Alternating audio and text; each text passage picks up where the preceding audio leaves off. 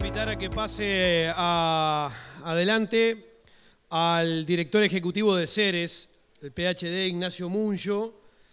Ignacio es economista, académico, columnista, conferencista y ejecutivo. Es el director ejecutivo de Ceres y cuenta con más de 20 años de experiencia como consultor de empresas y organismos internacionales en asuntos económicos. Hoy eligió un título bien sencillo para desarrollar. Perspectivas y oportunidades para el sector lácteo. Vamos a ver qué nos dice Ignacio, una conferencia sin duda muy esperada. Adelante, Ignacio. Ahora sí. Muchas gracias por la presentación. Es un gusto poder compartir con todos ustedes en este lugar tan lindo y tan emblemático de Colonia algunas reflexiones sobre la economía del Uruguay en general y del sector lácteo en particular, en el marco de este primer congreso de lechería de Nutex Lácteo. Empezamos con la presentación. Lo primero que hay que tener claro siempre, que en un país como el Uruguay, y esto es algo que nosotros hace más de 20 años que lo venimos siguiendo, el contexto externo es tremendamente importante. Y cuando digo tremendamente importante, digo que 2/3 partes, 2/3 del movimiento del PBI de corto plazo del Uruguay se puede proyectar simplemente mirando lo que pasa en el contexto global y regional. Hay 1/3 que obviamente depende de factores internos en el corto plazo. Pero el punto que quiero decir es que es imposible analizar, desarrollar las perspectivas del sector sin hacer primero un pantallazo de lo que está pasando a nivel internacional, que está pasando cosas muy importantes y que estamos en momentos de cambio en estos días que van a tener consecuencias futuras. Primero, lo que está pasando en Estados Unidos. Tenemos una economía que se recuperó fuerte de la pandemia en el año 2021, como se puede ver ahí, pero que se estancó en el 2022. Si bien va a haber un crecimiento de 1,4, este año cerrado, la economía está planchada y de hecho está cayendo en los últimos trimestres. Lo muestra claramente el gráfico de al lado, donde están las expectativas empresariales, este indicador que son las compras que hacen los productores, que mide cuántos insumos están comprando para producir, muestra claramente que está por debajo de 50, fundamentalmente en el sector servicios, está apenas por encima de 50 en el manufacturero. Estos indicadores se usan mucho en el mundo y están diseñados de forma tal que vale 50 el valor de reposición, digamos, donde las empresas están comprando los mismos insumos que estaban comprando en el periodo anterior, por lo tanto crecimiento nulo, digamos, de producción. Si está por abajo, perspectiva de caída; si está por arriba, perspectivas de que se crezca. Como se ve, hay fuerte caída en el sector servicios y se espera que el año que viene haya un crecimiento muy bajo en Estados Unidos. Si pasamos a Europa, la situación es un poco mejor, pero no mucho mejor, apenas crecimiento de 0,7, el último dato disponible, desaceleración fuerte con respecto al año pasado, también para el año que viene proyecciones de muy poco crecimiento, y los indicadores de expectativas empresariales básicamente en estancamiento, o sea, lo mismo, o sea, sin expectativas de mayor crecimiento, sino mantener la producción. Exactamente los dos, tanto servicios como industria, en 50. Si vamos para China, también es importante seguir de cerca qué está pasando en uno de los principales mercados del mundo. Desaceleración con caída en el último trimestre, enfriamiento fuerte del 2022 con respecto al 2021 y algo de recuperación para el año que viene, en un contexto de manufacturas por debajo de la reposición y servicios recuperándose fuerte después de la caída muy importante que tuvo a principios de este año por la situación de la pandemia, que tuvo una extensión inesperada en China que hizo que se cerrara mucho el movimiento nuevamente y eso pegó fuertemente en los servicios. Este contexto, digamos, a nivel global, tiene un aspecto central que vale la pena prestarle atención, que es la situación inflacionaria, algo que el mundo desarrollado había dejado de lado y se había olvidado por mucho tiempo y de vuelta está siendo hoy la principal preocupación. En Estados Unidos la inflación está arriba del 8%, cayó un poquito el último registro, en Europa arriba del 9%, y es generalizado en las distintas economías europeas. Esto genera respuestas importantes, y acá es donde nos empieza a pegar a nosotros, respuestas importantes en materia de política económica internacional. fundamentalmente en materia de tasas de interés. La respuesta que hacen los bancos centrales usualmente para enfrentar una situación de inflación sostenidamente alta, que ya es permanente y no es transitoria, como se pensaba hace unos años atrás o al principio de la suba inflacionaria. Ahí hay una frase que a mí me gusta mucho, que viene muy de la mano del último periodo inflacionario grande en Estados Unidos, que fue hace 40 años. En aquel momento el presidente de la Reserva Federal de Estados Unidos era un economista muy famoso que se llamaba Volcker, de apellido, y tiene una frase para decir claramente lo que es el problema inflacionario que a mí me gusta mucho. Lo que dice es que el problema de la inflación es que cuando uno se descuida adquiere vida propia. ¿Por qué? Porque tiene una inercia muy grande y se ajusta a un precio arriba de otro y entonces cada uno de los que están fijando precios toman decisiones pensando que va a ser alto y el próximo periodo ya es más alto y los salarios ya son más altos y se ajustan los salarios y entonces se ajustan los costos y se ajustan los precios y es muy difícil dar marcha atrás. Eso es la vida propia de que adquiere la inflación y para frenar esa vida propia hay que dar señales fuertes.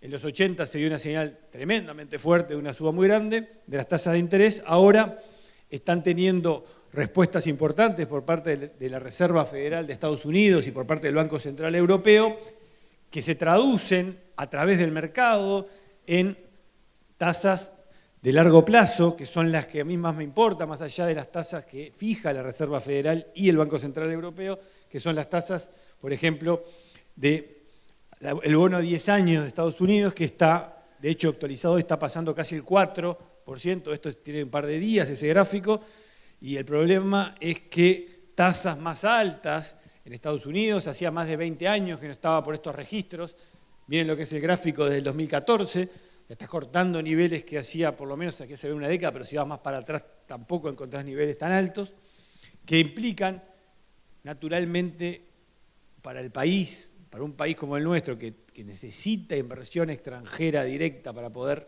crecer y necesita inversión local también para poder crecer, un costo de oportunidad mayor. ¿Qué quiere decir un costo de oportunidad mayor? Y bueno, que la misma inversión que se iba a hacer acá, tanto por un extranjero como por un local, porque acá no importa la nacionalidad de la persona, sino importa la facilidad de acceso a invertir en un instrumento como esto, una tasa, un bono del tesoro que no tiene riesgo, libre de riesgo, que hasta hace un año atrás el que compraba un instrumento financiero de Estados Unidos o de Europa tenía prácticamente tasas nulas, y hoy ya tiene arriba de un 4% asegurado anual.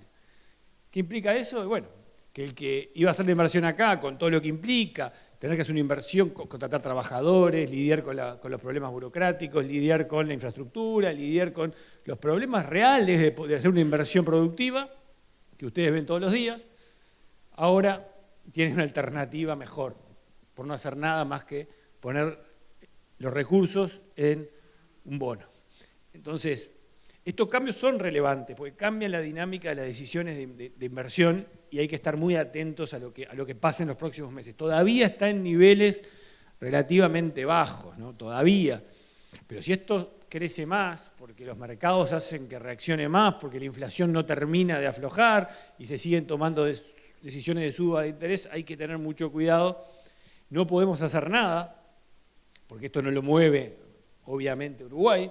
Sí podemos apretar, lo que tenemos que hacer es saber que va a ser más difícil atraer inversión y hay que facilitar las condiciones para que esa inversión, o sea, hay que ser más generoso con la inversión para atraerla y para contenerla al país, porque ahora hay, digamos, un anzuelo, una carnada más atractiva en el exterior.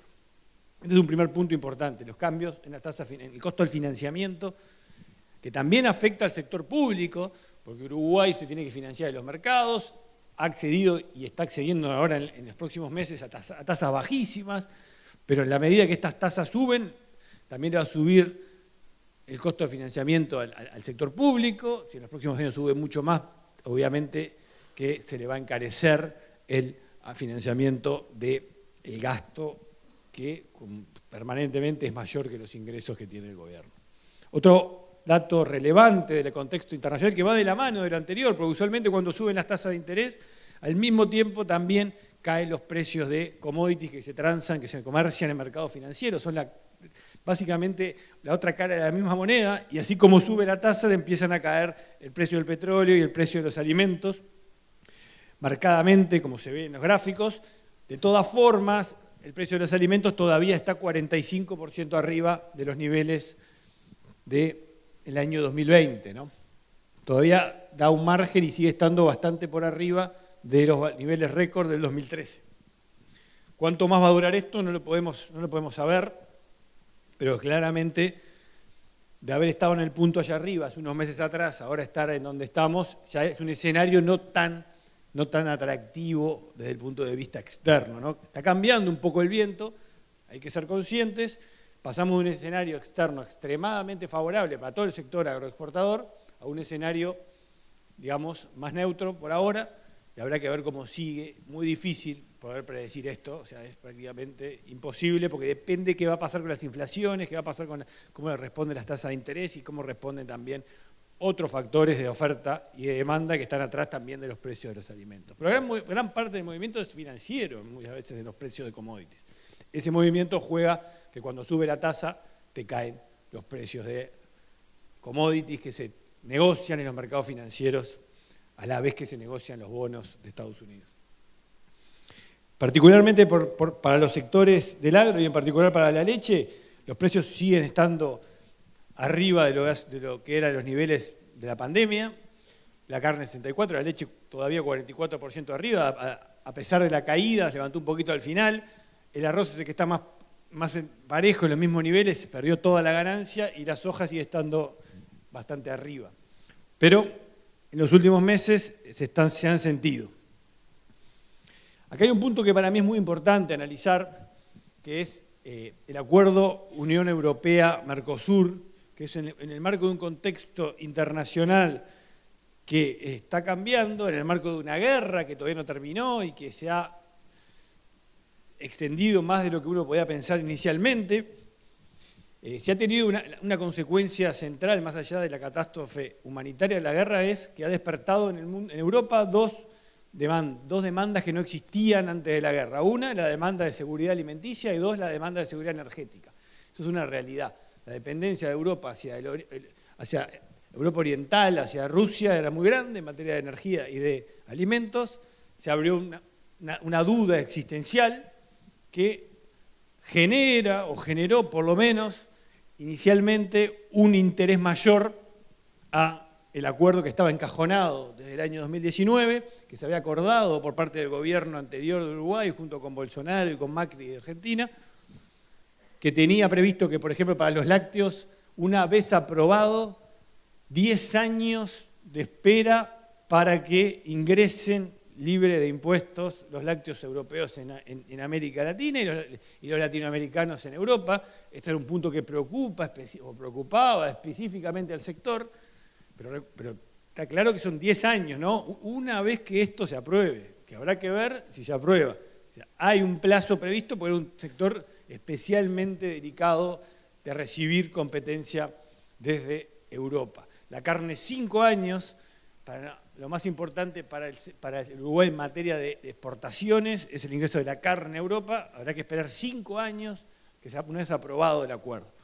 La probabilidad de que el acuerdo aprueben es baja todavía, pero era cero hasta hace poco. O sea, era cero porque después que se firmó el acuerdo de asociación, aparecieron los incendios del Amazonas, se suspendieron las negociaciones, estuvo encajonado 3 años y ahora con la guerra y con el fin de la presidencia de Francia, esto es muy importante en el Consejo Europeo, que Francia es el gran factor en contra de este acuerdo, o sea, históricamente es el que está en contra y sigue estando.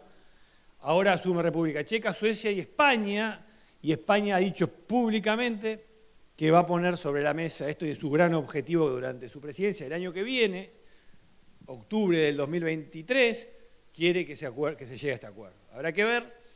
El gobierno español llega, es interesante, justo estaba hablando con gente de España hace poco de esto, llega en el momento de elecciones, o sea, Europa asume, es interesante porque es una vez hay 23 países, entonces una vez que te toca, tenés que esperar 23 periodos para asumir de nuevo, le va a tocar en el medio de una elección, o sea, entre medio del periodo que está España presidiendo la Comisión Europea va a haber elecciones en España, y va a haber un nuevo gobierno que va a terminar esto. Habrá que ver cómo se da el proceso, si lo puede sostener un proceso de periodo electoral España, este acuerdo. Se ha dicho que sí, lo dijimos en su momento, lo repetimos ahora, es muy bueno para el Uruguay este acuerdo. Más allá de la preocupación que pueda tener un sector en particular, es bueno en general y ojalá se pueda terminar de concretar, aunque las probabilidades no son del todo altas que esto se pueda concretar. Pero son mucho más que lo que era previo a la guerra de Rusia. Bajando a la región, si vemos Brasil, Brasil tiene un crecimiento de este año del 2,4, que es mucho mejor que lo que se decía hace unos meses atrás, que prácticamente era nulo el crecimiento. La economía se reaceleró, como se ve en la línea blanca. La inflación se empezó a aflojar, que había llegado arriba del 10%, hoy está en 8,7 y se espera que a fin de año llegue a 6,7, acercándose más al objetivo del Banco Central de Brasil. El gran problema que ha tenido Brasil, más allá de que el desempleo empezó a caer, demoró mucho, que estuvo muy alto el año pasado, ahora está todavía en 9%, y el salario real tuvo una caída estrepitosa con la suba de la inflación, eso perjudicó mucho al gobierno, ha tenido una levantada que vino de la mano con una mejora que ha tenido Bolsonaro en su potencial reelección, aunque es muy, muy poco probable que suceda.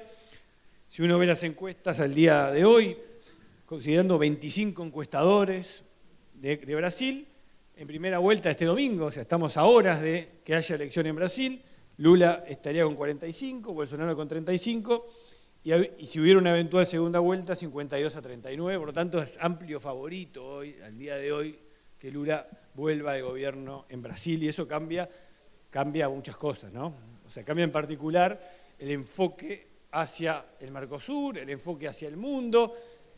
Habrá que ver qué Lula viene, si es un Lula, como dijo hace casi un mes atrás, que dijo que él estaba en contra del acuerdo del Mercosur, pero muy interesantemente, hace cuestión de una semana, dijo que él iba a apoyar el acuerdo del Mercosur. O sea, totalmente contradijo él mismo radicalmente en un mes de campaña, diciendo, rechazo abiertamente el acuerdo con la Unión Europea, y ahora salió diciendo que quería que el acuerdo se firmara en un mes, una vez que aprobara su gobierno. Habrá que ver qué Lula hay una vez que esté en el gobierno. La situación en Argentina es muy complicada, todos la sabemos. La situación en Argentina es un crecimiento prácticamente nulo, pero más allá de ese rebote del 3,6, que es todo rebote del año pasado. La confianza del consumidor es casi en niveles totalmente insuficientes como para que haya inversión, y ese es el gran problema de Argentina. Argentina tiene un dólar que ha dejado de crecer, y eso es lo positivo para el Uruguay.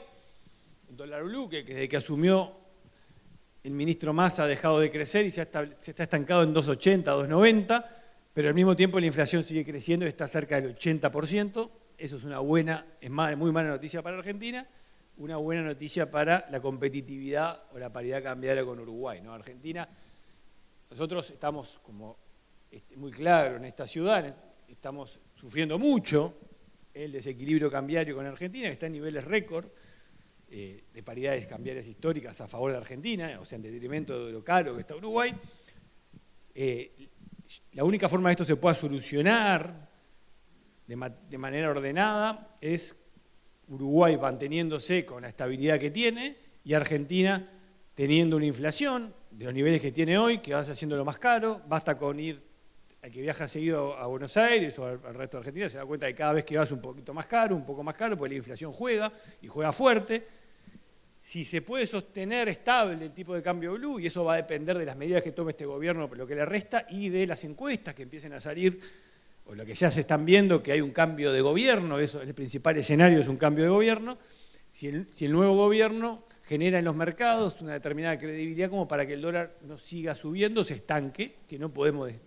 Creo que es un escenario bastante, digamos, central hoy en los mercados, que el dólar puede quedar medio que planchado en 2,80, 2,90, como lo ha estado en los últimos meses, con una inflación de casi 80%, en cuestión de un año y medio, se vuelve a los niveles de paridad entre Argentina y Uruguay. ¿Qué es lo que implica esto? Bueno, que que vamos a estar todavía por un rato muy caros con respecto a Argentina, pero cada mes un poquito menos, es como una escalera, un poquito menos, y después capaz que con suerte, principio de 2024 ya estar más en niveles de equilibrio cambiario entre Argentina y Uruguay. Pero depende de todo lo que pase en Argentina, porque Uruguay no tiene capacidad ni debe abaratarse a sí mismo, porque el problema es Argentina. Argentina está en crisis, y Argentina al estar en crisis se abarata mucho, y Uruguay obviamente es rehén de eso y sufre mucho, como sufre todo el litoral, con, por ejemplo, 40% de caída de ventas del comercio minorista en Salto luego que se abrieron las fronteras.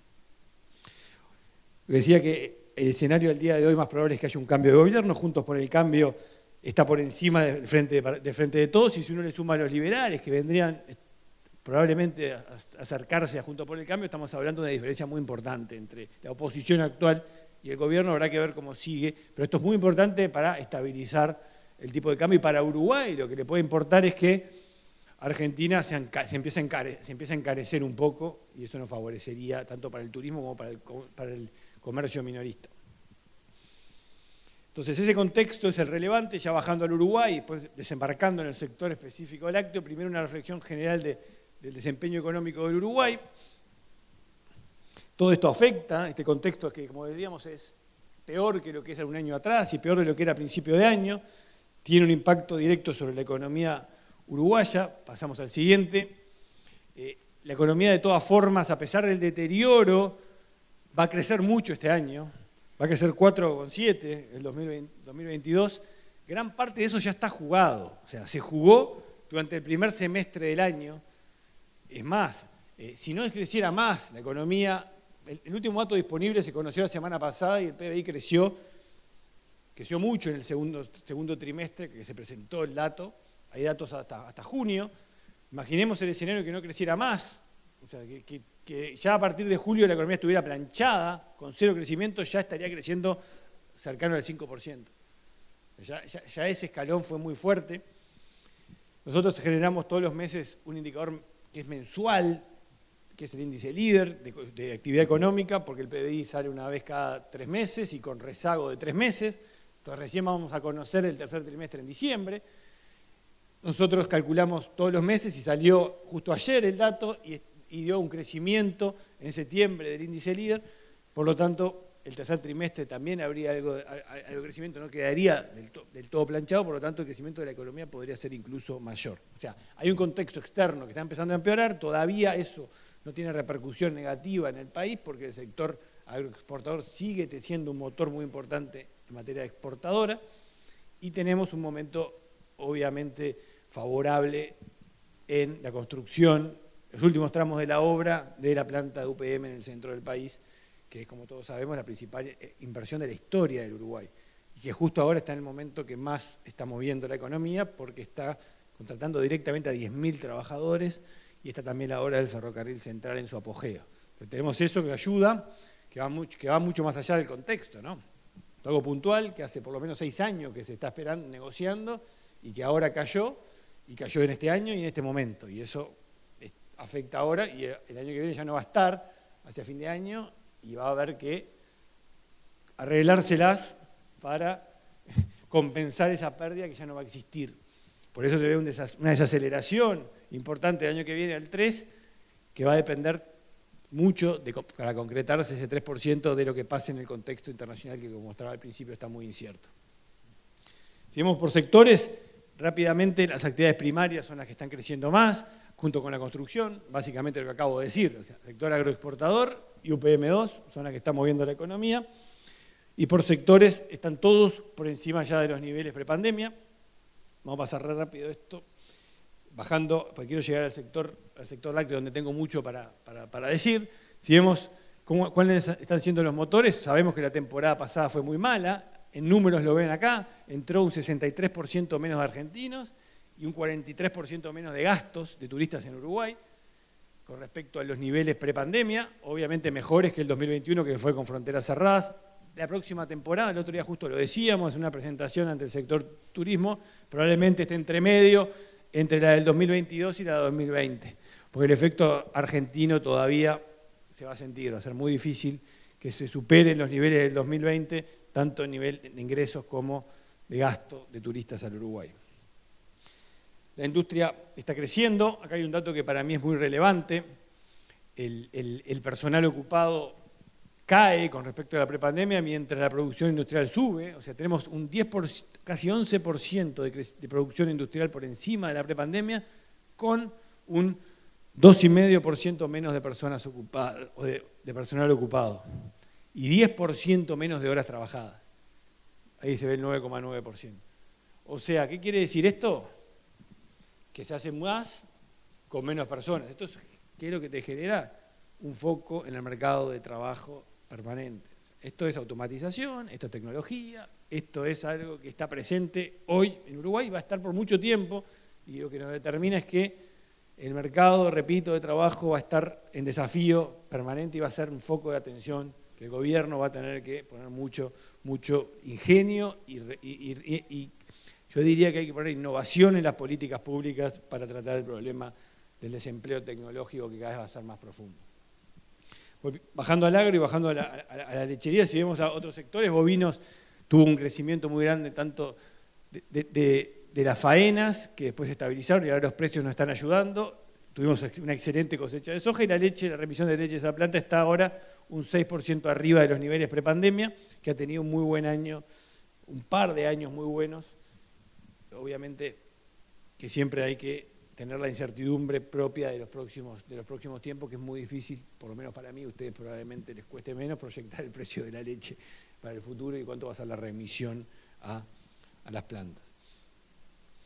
El total de exportaciones del país, si uno mira bienes y servicios, esto es importante, es muy importante, estamos muy por encima de los niveles prepandemia. Esto es el sector agroexportador que está contribuyendo a las exportaciones del país, pero cuando uno ve, y esto también es otro comentario que tengo que hacer, porque me voy a concentrar después en la parte de comercio exterior, que es muy importante para el Uruguay. Hay que mirar muy bien los destinos de exportación del país a la hora de tomar decisiones estratégicas, porque está instalado históricamente, hace por lo menos varios años, que China es por lejos nuestro principal socio comercial. Lo que no es cierto, no es cierto. Esa es la torta completa, correcta, de bienes y servicios, no solo de bienes. Y como se ve ahí, es verdad que China es el primer mercado, pero muy cerca está Estados Unidos y muy cerca está Europa. ¿Por qué? Porque todo lo que vendemos de software, de servicios profesionales, de servicios asociados al software, se vende a Europa y a Estados Unidos, y sumados son bastante más que China, y después recién viene Brasil y después Argentina. Esa es la estructura actual de nuestro comercio, esos son nuestros actuales socios comerciales. Pero tengámoslo presente porque hay que tener claro el contexto actual en el que está el mundo desde el punto de vista político y estratégico. Este es un problema que obviamente trasciende a todos los sectores y en particular al sector lácteo.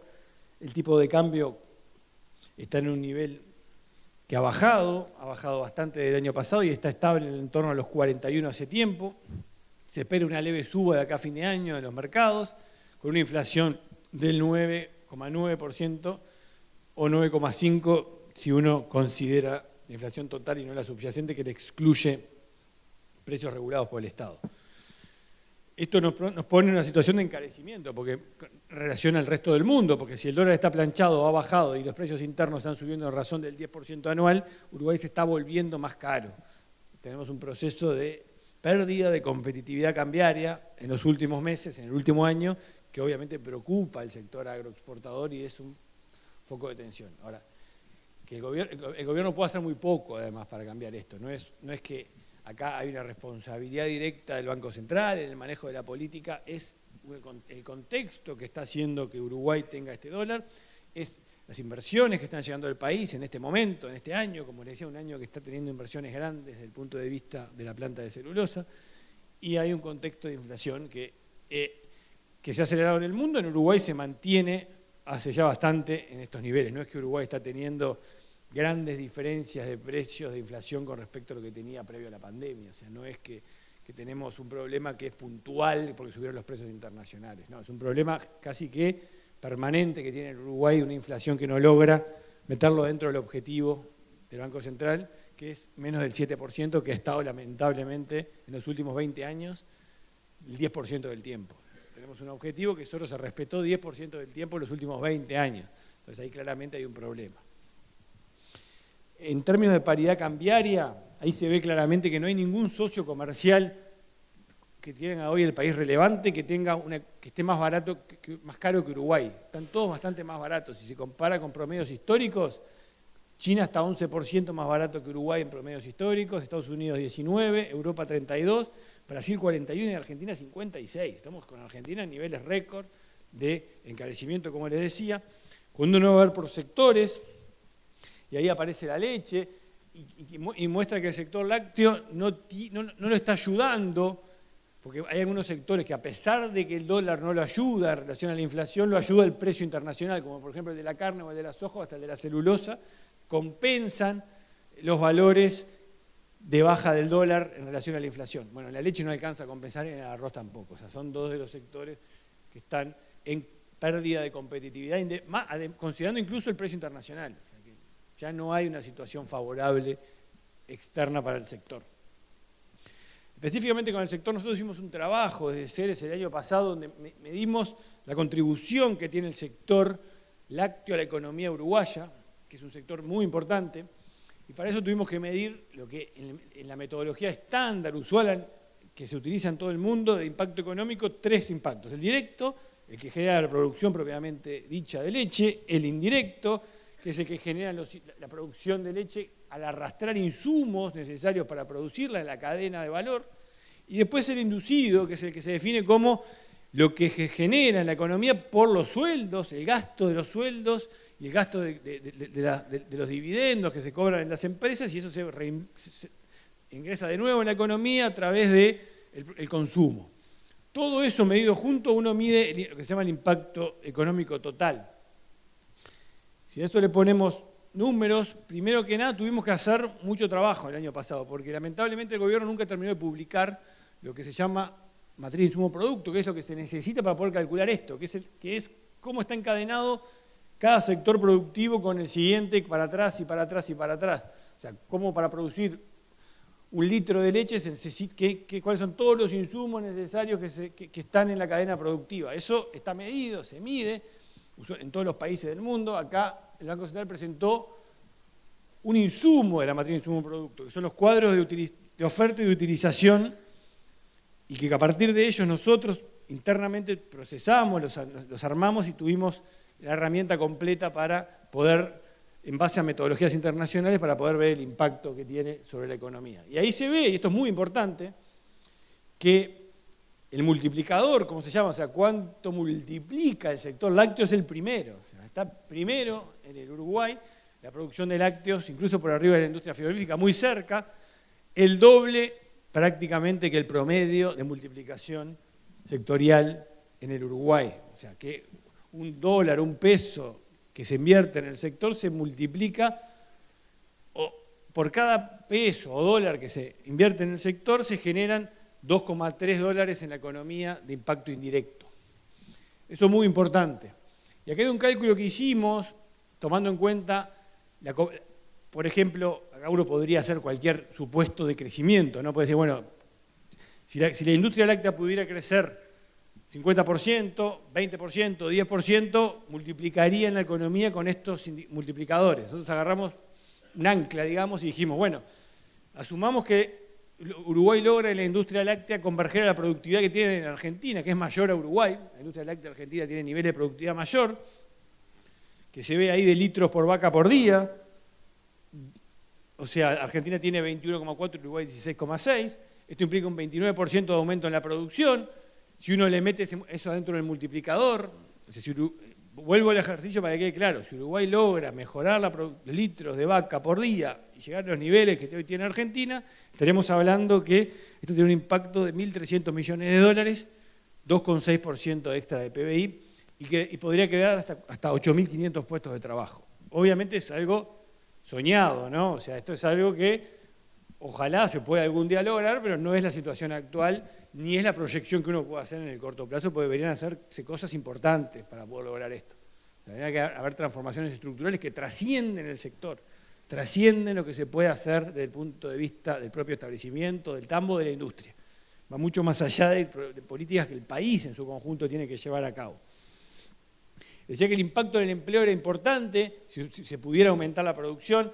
Estas son las estimaciones de cuántos puestos de trabajo a lo largo y ancho del país. Esto es otra categoría, otra característica del sector que tiene presencia amplia. Obviamente hay cuencas mucho más grandes que otras, pero está presente en todo el país. Este aumento del 30% de la producción implicaría un 19% de aumento de la fuerza laboral, desde el punto de vista primario, y un 30% de industrial, y su mayoría de puestos de trabajo quedarían en Montevideo y en Canelones. Ahora, ¿qué se necesita para que pase esto? Y bueno, hay pilares, ¿no? Empezando por los costos de producción y la productividad del sector, y el tipo de cambio real, o sea, la competitividad. Para poder lograr estos resultados hay que hacer cosas importantes. Un shock de competitividad, básicamente, es lo que se necesitaría. Acá está el número que mostraba, o sea, la productividad en Argentina, la de Uruguay y Nueva Zelanda. ¿Cuáles son los desafíos para poder llegar a eso? Primero, hoy en Uruguay hay capacidad instalada ociosa todavía para el sector. Se puede utilizar más los recursos actuales. Habría que mejorar el acceso a la tecnología. Hay que buscar una forma de tener más radicación del personal calificado en el interior del país. Capacitar específicamente al personal en gestión para lograr mejoras de gestión en la productividad.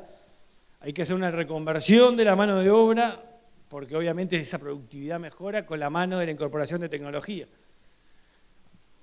Hay un estudio del Banco Mundial, para que vean lo lejos que todavía estamos, hay un estudio del Banco Mundial que muestra que la cantidad de litros de leche que se obtienen por persona empleada en toda la cadena láctea es en Uruguay 4 veces menor que la de Nueva Zelanda. O sea, por persona ocupada en la cadena láctea. O sea, hay un sobreempleo en algún sentido grande comparado con los litros de leche que se producen en el país. Y cada uno de ustedes sacará sus propias conclusiones dónde está ese sobreempleo de la cadena láctea. Hay un tema que es clave, que es el acceso a mercados. Esto es clave.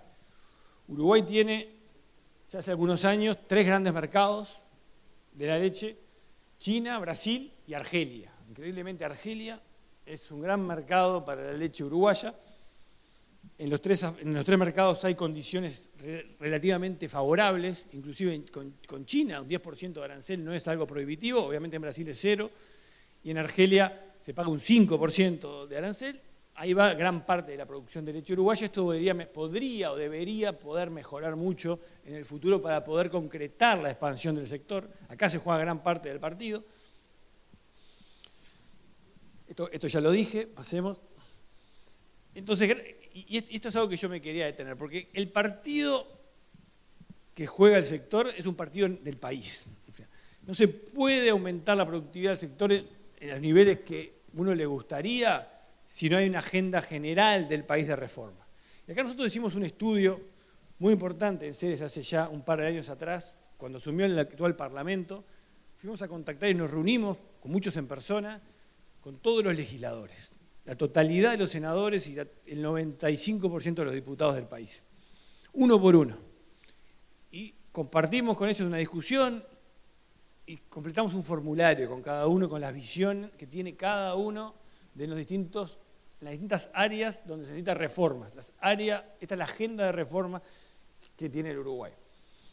Y después ordenamos por partido. Fue individual esto, a cada uno lo hicimos y después agrupamos por partido.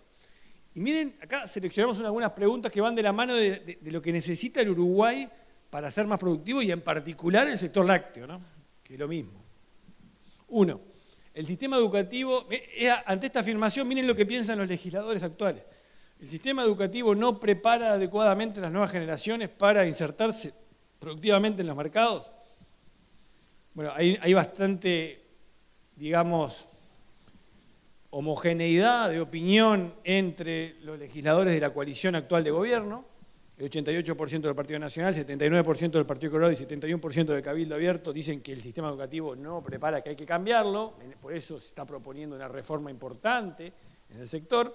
Sin embargo, solo el 27% del Frente Amplio cree que el sistema no prepara. Dice que sí prepara, que está bien el sistema. Entonces, ya que hay una diferencia de percepción declarada, ¿no?, por los legisladores. Viene seguridad social. Esto es clave. Otra reforma que está sobre la mesa y que es muy importante para el país. Acá nadie duda, entre los legisladores, que hay que aumentar la edad de retiro. Es algo natural. La gente vive más, 5 años más que en el momento de la reforma anterior, en el 96, 5 años más vivimos los uruguayos. Por suerte. Lo que sí hay dudas es el rol que tienen que jugar las AFAP. El rol del ahorro privado, llamémosle. Y acá la pregunta que hicimos era muy específica respecto, ¿se debe reducir la injerencia privada en el manejo de los ahorros previsionales? En otras palabras, ¿se debe limitar el rol que tiene la AFAP actual? Y bueno, y ahí ven los contrastes. Legisladores de la coalición dicen básicamente que no, muy pocos dicen que sí, el Frente Amplio en su mayoría, 86%, dice que sí, que hay que limitar el rol de las AFAP. Esto es clave para el sistema que uno tenga, porque el ahorro individual es gran parte del complemento del ahorro que sale del sistema mixto que tenemos, que viene del BPS, y es lo que puede sostener en jubilaciones más elevadas, porque la plata no va a dar para tener jubilaciones más elevadas con lo que es el ahorro conjunto que hace la sociedad para pagar las jubilaciones de los que están ahora jubilándose. Ahí hay algo que hay que tener mucho en cuenta. No es lo mismo aprobar esta reforma con este Parlamento, que tiene una mayoría de los que están arriba, con un Parlamento próximo, que puede ser, no sabemos, con una mayoría de la línea que está abajo. Hay que tener claro, o sea, yo no estoy diciendo ahora que, yo sí tengo una posición, pero no lo estoy diciendo ahora que uno esté bien o esté mal, pero yo digo que hay que saber que son bien distintos, ¿no?, en estos aspectos claves. Otro aspecto para mí central, regulación laboral. Algo que no se ha podido encarar y es muy importante para la competitividad. Acá yo le preguntamos, ¿considera necesario flexibilizar la jornada hacia un régimen de acumulación semanal de horas? Amplia mayoría Partido Colorado, Partido Nacional, no tanto en Cabildo, y minoría en el Frente Amplio. O sea, no hay que dar más flexibilidad en la jornada, dice la mayoría de los legisladores del Frente Amplio, sí hay que darle, dice la coalición multicolor que está en el gobierno. Inserción internacional, clave, ¿no? Se debe buscar acuerdos comerciales más allá del Mercosur, lo que está haciendo este gobierno, tratando por lo menos. Amplísima mayoría en los principales partidos que están en el gobierno, minoría en el Frente Amplio. Y voy a la última, que me parece muy importante, pues otro componente central de la agenda para que el sector lácteo pueda crecer y para que el Uruguay pueda ser más competitivo. Las tarifas públicas, el costo de la energía, el costo del combustible, el costo de lo que hace funcionar gran parte del sector productivo. Ahí la pregunta era, ¿las tarifas públicas deben reflejar exclusivamente costos de producción? Exclusivamente, ¿no? O sea, no deben reflejar, por ejemplo, subsidios, no deben tener políticas sociales, otras políticas públicas, sino los costos. Está amplia mayoría en el Partido Nacional, solo reflejar los costos, ya el Partido Colorado no hay mayoría, menos de la mitad del Partido Colorado dice esto, o sea, cree que sí tiene que haber políticas sociales en las tarifas públicas o que tiene que haber algún subsidio, y todavía menos en Cabildo y mucho menos todavía en el Frente Amplio. Entonces, tengamos claro que en este punto puntual, especial, digamos, no hay acuerdo dentro del gobierno, de la coalición de gobierno, y por lo tanto no estamos viendo nada, ¿no? No ha habido ningún cambio relevante en materia, más allá de que se anuncia ahora todos los meses el precio de paridad de importación, no ha habido nada relevante en materia de lo que son empresas públicas, porque en el fondo no hay hoy un gobierno que esté alineado en eso, menos aún todavía la oposición. Entonces, los frentes donde hay avances, como mostré en esta agenda, que ahora voy a avanzar un poco, educación, seguridad social, hay por lo menos sobre la mesa una propuesta que se está queriendo impulsar. Lamentablemente en regulación laboral hay muy poco, está pendiente, y en inserción laboral hay intenciones muy fuertes, pero no hay nada concreto aún, ¿no? Hay sí querer flexibilizar el Mercosur, sí querer avanzar, el gobierno anunció con China, sí querer avanzar con el acuerdo transpacífico, como también anunció el presidente de la República. Un comentario muy rápido de lo que es la reforma educativa, porque vale la pena. O sea, solo quiero decir una cosa, es muy complejo y difícil de entender. Es un problema que tiene esta reforma, a la gente le cuesta entender qué se quiere hacer. Yo solo les voy a decir algo, esta reforma lo que busca es transformar los programas de educación básica, primaria e inicial en lo que se enseña en el mundo. O sea, es modernizar. Tenemos un sistema viejísimo que es histórico, materia, geografía, astronomía de cuarto, historia. Ahora se busca acomodar los programas en base a lo que se llaman competencias, que la gente aprenda a pensar, que aprenda a tener habilidades de relacionamiento interpersonal, orientación a la acción, relacionamiento con otros, muchos de los cuales son habilidades blandas, ¿no? Eso es necesario y se plantea en esta reforma. Mi opinión, que la seguí muy de cerca, es que es una buena reforma. Obviamente hay gente que no le puede gustar. Lo que yo estoy convencido es que el que no le guste tiene que proponer urgentemente algo mejor porque el sistema no da para más. O sea, tenemos un sistema educativo que ya no puede seguir igual, y eso hay consenso de que hay que mejorarlo, aunque no tanto en los legisladores, pero sí en los especialistas, en los alumnos, pues se dan cuenta que no aprenden lo que necesitan, y en los padres. Pero tenemos que hacer un cambio, si no es esta, que sea otro, pero que sea ya, no puede esperarse mucho más. En cuanto a la reforma de la seguridad social, han venido muchos hitos, esto es muy importante. El último es que el presidente visitó al Frente Amplio y le entregó un proyecto de ley que va a presentarse en el Parlamento en los próximos días, o en las próximas semanas, o en los próximos meses, pero se ha prometido que será. Luego de haber pasado por todo un proceso de comité de expertos, que todos vimos, que se han hecho recomendaciones, se ha trabajado seriamente en esto y hay, desde mi punto de vista, un buen proyecto. Habrá que ver cómo termina de concretarse esto en el Parlamento y en la agenda política.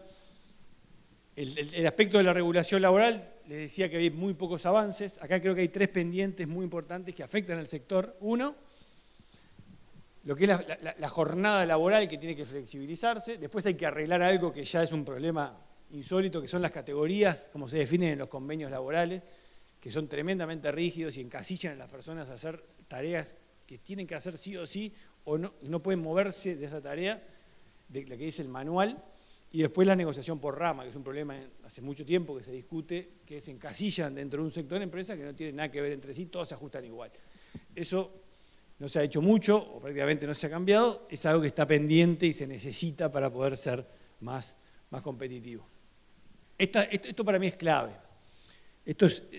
Acá se está jugando un partido que Uruguay anunció que va a querer participar, pero no se ha animado todavía a dar el paso de pedir formalmente el ingreso al Acuerdo Transpacífico, que es muy importante, 500 millones de personas al día de hoy, y creciendo, porque ya se presentó formalmente el Reino Unido, se presentó Corea, se presentó Costa Rica, que nos ganó de mano, se presentó Ecuador, se va a presentar China probablemente, o por lo menos ya lo anunció y ya está en lista de espera. Acá eso está funcionando, es un acuerdo de comercio moderno que tiene obviamente los aspectos centrales de un acuerdo moderno que al Uruguay lo pueden incomodar, o por lo menos a una parte del país lo pueden incomodar. Primero, los sectores protegidos, cualquier acuerdo comercial hace que haya sectores que en principio tengan una competencia mayor a la que tenían. Esto nosotros lo medimos y son más que compensados por las ganancias de acceder a mejores mercados. Después hay un aspecto directo de adherir, esto se exige en el acuerdo, que Uruguay se debería adherir al Tratado de Cooperación de Patentes, que Uruguay es uno de los pocos países del mundo que no está. Hay 150 países que están en el tratado, Uruguay no. Eso afecta directamente a la industria farmacéutica, en la parte de genéricos, que es el principal producto, y en los costos de la salud en el Uruguay. Eso es el punto más crítico. Y después la parte de las empresas públicas, que se le exige trato igualitario con los proveedores de empresas públicas, algo que en Uruguay a veces se utiliza como herramienta de políticas públicas. También hay excepciones para esto. Nosotros estudiamos a fondo esto y estamos convencidos que esta es la mejor alternativa que tiene Uruguay al día de hoy. El gobierno tiene 2, tiene el acuerdo con China y tiene esto presentado sobre la mesa. Nosotros pensamos que, no lo pensamos nosotros, lo reconoció hace poco el presidente de la República, dijo el que mucho abarca poco aprieta, porque no hay capacidad técnica de cantidad de personas ni equipos para negociar al mismo tiempo las 2 cosas. Hay que empezar por uno. Nosotros pensamos que este es el primero, debería ser ya mismo, iniciar el proceso que lleva su tiempo, ver las excepciones que uno puede tener en materia de empresas públicas, que los miembros tienen sus excepciones en los anexos. Si China entra acá, también nos va a dar el acuerdo con China sin tener que negociarlo directamente, porque básicamente es el que entra, tiene un TLC con todos esos países hoy, con todos los nuevos después. Entonces podemos acceder a Japón, muy importante, como mercado comprador. Podemos acceder a Vietnam, muy importante para el sector. Se puede acceder a Canadá, mercados muy fuertes. Entonces, con un proceso que ya está establecido, con tiempos que son razonables, depende de Uruguay animarse a presentarse a esta membresía y después cumplir con los requisitos. Si se cumple, entra. Este para mí es el pilar central que hoy tiene por delante la agenda de inserción internacional del Uruguay. Mucho antes de empezar por esto que China. La situación con China ha cambiado mucho. No es lo mismo un acuerdo en China hoy que lo que era hace un año atrás, ni lo que era hace 5 años atrás cuando lo anunció el gobierno anterior. El rol de China en el mundo ha cambiado, la situación ha cambiado. Esto es, para Uruguay, el otro día lo escribieron en una columna, es un traje que nos queda mucho mejor. O sea, no es un traje a medida, porque no está hecho a medida de Uruguay, ya está hecho, está funcionando, pero que nos calza bien. O sea, le calza bien hoy a la situación actual del país y insertado en el mundo. Entonces, acá hay que poner, para mí, la mayor atención para avanzar. Y otro mercado muy importante también para el sector es el mundo árabe. Algo que nosotros hemos insistido mucho, hemos ido a todos estos mercados. Hicimos una mención comercial, este año a Emiratos Árabes, vamos a hacer una Arabia Saudita el año que viene. Estamos convencidos que ahí hay un mercado enorme para adelante para los productos de alimentos del Uruguay, enorme. ¿Por qué? Porque son países que tienen un ingreso 5 veces superior al Uruguay, que están creciendo mucho y que no tienen alimentos. Es muy simple esto, no tienen nada. Nada de alimentos, crecen, atraen cada vez más turistas que necesitan alimentarse, necesitan productos de calidad. Ahí hay que ir y tiene una ventaja por todos los anteriores, incluyendo China y el Acuerdo Transpacífico. No hay que pedir permiso al Mercosur. ¿Por qué? Porque no hay que hacer el gobierno no tiene por qué ni siquiera jugar acá porque no hay aranceles, se ingresa, como está, son los privados acá, es el sector privado que tiene que ir a contactarse con el sector privado y hacer negocios. La puerta está abierta, no hay que abrir ninguna puerta como es el caso que veíamos recién en el Pacífico, que hay que abrirla porque tienen arancel, tienen protecciones. Acá no hay protección, depende del sector privado ir a vender y que lo compre. Y hay mucho para vender y mucho más va a haber en los próximos años. Voy redondeando y cerrando con los aspectos relevantes. Acá hay un punto neurálgico que el país necesita y también el sector, que es inversión, más inversión. Uruguay invierte poco en comparación a los países que tienen ingresos similares que el Uruguay. Ahí se ve que en promedio del PBI Uruguay invierte, en promedio en la última década, previo a la pandemia, 17 cuando el resto de los países comparables invierten 24% del PBI. Esto tiene que mejorar. Está la planta que ahora da un empuje, pero no alcanza. Acá nosotros nos preocupamos especialmente en algo que hoy es un lujo que el Uruguay no se puede dar más. Cuando decimos que cada vez es más difícil atraer inversiones, cuando las tasas empiezan a subir, Uruguay tiene que facilitar el ingreso de los inversores y no complicárselos. Y lamentablemente complicamos. Nosotros hicimos un estudio en Ceres que consultamos a todos los estudios principales jurídicos que tratan con inversores y consultores que tratan con inversores. Un equipo de economistas fueron tomando nota de esto y encontramos enormes complicaciones y la mayoría innecesarias. Hicimos un mapeo de todo el sector público, toda la administración central, los ministerios, las intendencias, todo. Y encontramos cuellos de botella que salen, no lo dijimos nosotros, no, que nos dijeron los inversores que aparecen cuando quieren invertir en el país. Y ahí son los que aparecen pintados de rojo. Estos son los que aparecen como, digamos, entre comillas, oficinas tranca inversiones. No por voluntad, no es por voluntad, porque cuando hace un par de meses presentamos esto, nos llamaron todos los que están en rojo ahí, diciendo, nosotros no queremos trancar nada.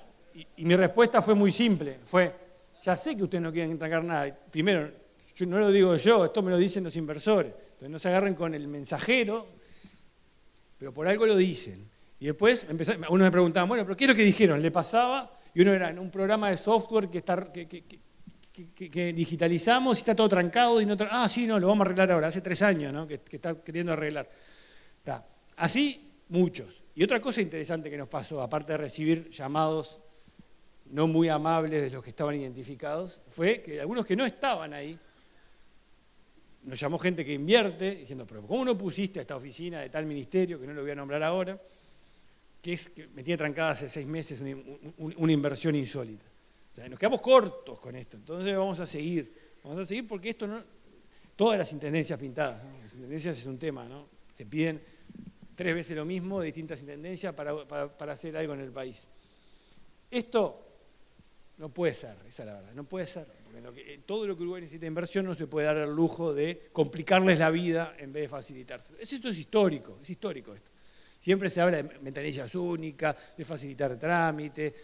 La realidad es que sigue estando lejos de lo que se necesitaría para atraer más inversión en vez de ahuyentar inversión cada vez más importante en el contexto que acabamos de ver al principio. ¿Qué es lo que salta? Demoras excedidas y disparidad de criterios, baja digitalización, exceso de pedidos, altísima descoordinación entre departamentos dentro del mismo organismo y entre organismos, demoras excesivas en comparación con otros países y dificultades en el proceso. Esto es lo que salta. Acá se puede hacer 2 cosas, ¿no? No hacer nada, como hace tiempo que esto está, o genuinamente arreglar estos problemas en base a lo que hacen otros países. Y acá hay experiencias muy buenas en la región. Acá no hay que ir a mirar a Europa. O sea, acá, uno cruzando acá, cerquita, del otro lado, de Ciudad de Buenos Aires, ha mejorado muchísimo, muchos de los trámites y las vueltas que hay que hacer. En Brasil, también cercano, ha mejorado mucho también, con procesos que son muy importantes de facilitar los controles. Uruguay tiene un gran problema que se llama el por las dudas, o sea, el pedir cosas por las dudas. Y a veces no nos damos cuenta que el por las dudas es días, semanas, meses, años que atrasan una inversión y eso hace que no se terminen de concretar o por lo menos que se demoren mucho más de lo que debería. Acá creo que no debería haber nadie en contra de esto. El tema es hacerlo y es muy difícil. Cierro con esto que es para mí el mapa de ruta del Uruguay. Yo vengo diciendo hace tiempo que la madre de todas las reformas es la apertura comercial, porque es la que genera el gatillo hacia el desarrollo. Porque la mayor apertura, miren todo lo que exige para llegar al desarrollo. Primero, si uno se abre, y como lo vimos específicamente en el sector lácteo, con el acuerdo con la Unión Europea, ¿qué va a pasar? Van a venir lácteos de Francia acá. Cualquiera que haya probado una manteca en Francia se dará cuenta que cuando come la que estamos acostumbrados acá desde que nacimos, cuál es más rica, ¿no? Entonces habrá que mejorar la calidad, habrá que innovar, habrá que buscar otra, habrá que invertir. Entonces, para poder competir con la apertura, con productos importados que son de mejor calidad, y hay que tener, para empezar, el capital humano necesario para hacerlo, ¿no? Y ahí hay que mejorar la formación y la regulación. Después hay que tener la infraestructura que se necesita y tener la burocracia adecuada para que se hagan las inversiones que se necesitan. Solo con inversión e innovación se puede competir y tener productos más sofisticados y de más calidad, que en el fondo es lo que te determina el desarrollo. Esta es la historia, ahí está lo que Uruguay viene avanzando en esto, por lo menos tiene una línea de intención en todos los frentes. Hay batallas, ¿no? En todos los frentes hay batallas y determina finalmente las posibilidades de todo el país y en particular del sector lácteo, que no es más que una expresión del país y que tiene enormes desafíos en materia de competitividad, de productividad y de formación. Esto es lo que quería compartir con ustedes. Muchas gracias, un placer compartir.